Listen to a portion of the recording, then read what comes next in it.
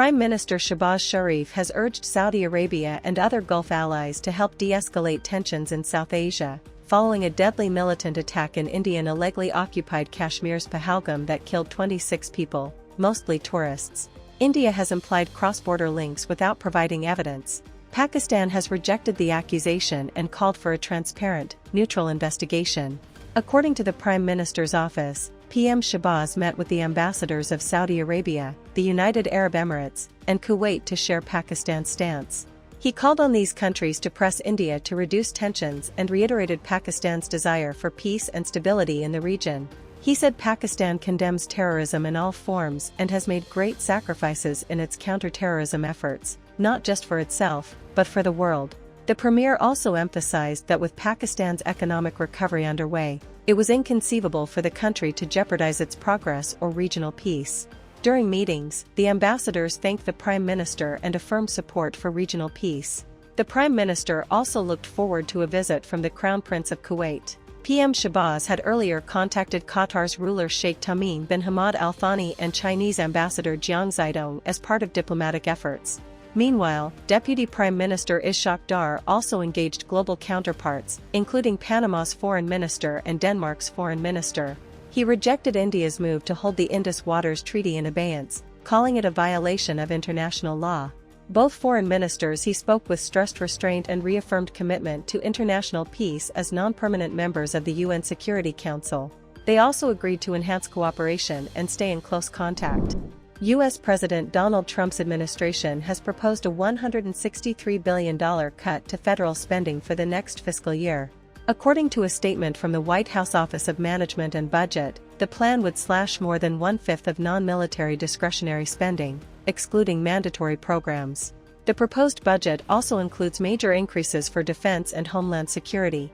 Defense spending would rise by 13%, while homeland security would see an almost 65% boost compared to 2025 enacted levels. Non-defense discretionary spending would be cut by 23%, bringing it to its lowest level since 2017. ACC to Reuters, in the statement, OMB Director Russ Vought said, "At this critical moment, we need a historic budget, one that ends the funding of our decline, puts Americans first, and delivers unprecedented support to our military and homeland security." The head of the UN Agency for Palestinian Refugees, Philippe Lazzarini, has urged Israel to lift its siege on Gaza, saying the blockade is collectively punishing children, women, the elderly, and ordinary civilians. Speaking to Al Jazeera, Lazzarini said the people of Gaza were being punished for being born and living there, something beyond their control. He noted that the siege had now lasted 2 months and stressed that Israel must allow the flow of basic supplies. Meanwhile, medical sources told Al Jazeera that at least 43 people have been killed in Israeli attacks since dawn. Amnesty International also condemned the situation, describing it as genocide in action. In a statement, the organization revealed that new testimonies gathered in April showed the catastrophic human toll of Israel's ongoing siege. They accused Israel of using starvation as a method of warfare, which they said was a blatant violation of international law. Erica Guevara Rosas of Amnesty International said Gaza had become a place of death and destruction due to the siege and fighting. The United Nations and the Red Cross have warned that Gaza's humanitarian response is on the brink of collapse. Olga Cherevko of the UN's humanitarian agency, speaking from Gaza City, said food stocks had largely run out and community kitchens were shutting down. She noted that more people were going hungry and reported cases of children dying from malnutrition and lack of food. She said the blockade was deadly, and described people fighting over water, with some dying because there was no water to save them during explosions. She also said hospitals were running out of blood units as mass casualties continued to arrive. Separately, the Euromed Human Rights Monitor has called for an independent investigation into drone attacks on a Gaza-bound aid flotilla, calling the targeting of a civilian ship a violation of international law. U.S. Secretary of State Marco Rubio has said Iran must walk away from uranium enrichment and long-range missile development, and should permit American inspectors at its nuclear facilities. His remarks come as a scheduled round of nuclear talks between the two countries has been postponed. Speaking to Fox News, Rubio emphasized that Iran must also end support for groups like the Houthis in Yemen and stop sponsoring terrorism. He stated that Iran's long-range missiles serve no purpose other than potentially carrying nuclear warheads, and called for a complete halt to uranium enrichment.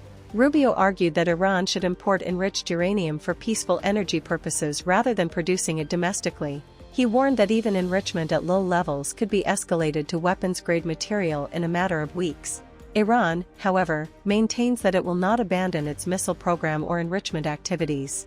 Tehran insists it has a right to enrich uranium under the Nuclear Non-Proliferation Treaty, and denies any intention to build nuclear weapons. A senior Iranian official told Reuters that the fourth round of talks, initially set to take place in Rome on Saturday, has been postponed. A new date will be determined based on the U.S. approach going forward. Rubio also stated that any agreement would require Iran to accept American involvement in inspections, including access to military sites, as part of a comprehensive inspection regime.